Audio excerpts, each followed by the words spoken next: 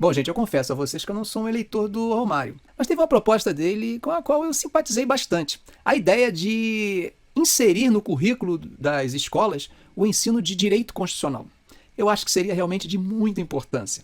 Se isso já tivesse acontecido, para aqueles alunos, né, que prestam atenção nas aulas, que passam sem colar, para esses alunos seria um avanço muito interessante, porque boa parte das fakes que são distribuídas hoje não teriam efeito. Por exemplo, você sabe o que é intervenção federal? Intervenção federal é uma coisa básica, está prevista no artigo 34 da Constituição Federal de 88. Bom, gente, nós somos uma federação, e como federação nós somos formados por estados, municípios e pelo Distrito Federal. Então, o que seria a intervenção federal? Intervenção federal seria a intervenção da União nos entes federados. E quem são os entes federados? Já falei, estados, municípios e o Distrito Federal. Isso quer dizer, então, que seria uma intervenção para resolver questões específicas, também previstas na Constituição, nesses entes federados. Por exemplo, no estado do Rio de Janeiro, se estivesse acontecendo alguma coisa grave e prevista na Constituição, deveria haver intervenção da União nesse estado. Ou em Minas, e assim por diante. E quais são essas situações específicas? Porque é exceção, tá? Não pode ser a regra, é exceção. A própria Constituição prevê. Vamos dar uma olhadinha? Coibir grave comprometimento da ordem pública, ou seja, a ordem pública é o funcionamento normal da sociedade. Então pode se referir a instituições, empresas, universidades, escolas, hospitais.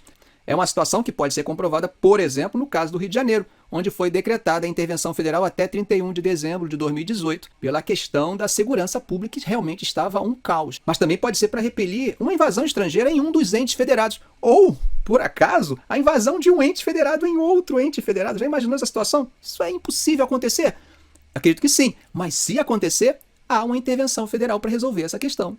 Também serve para garantir o livre exercício dos poderes dentro dos entes federados. Imagine que o judiciário não esteja sendo obedecido dentro de um dos entes federados. Pode haver uma intervenção federal para resolver essa questão também, para reorganizar as finanças desses entes federados. Imagine, por exemplo, que um estado não esteja repassando os impostos devido aos municípios. Essa situação também pode gerar uma intervenção federal para resolver essa questão. Também pode ser para prover uma execução de lei federal, ordem ou decisão judicial. Há também alguns princípios constitucionais sensíveis, e caso um dos entes federados passe a não observar um desses princípios, também justifica a intervenção federal.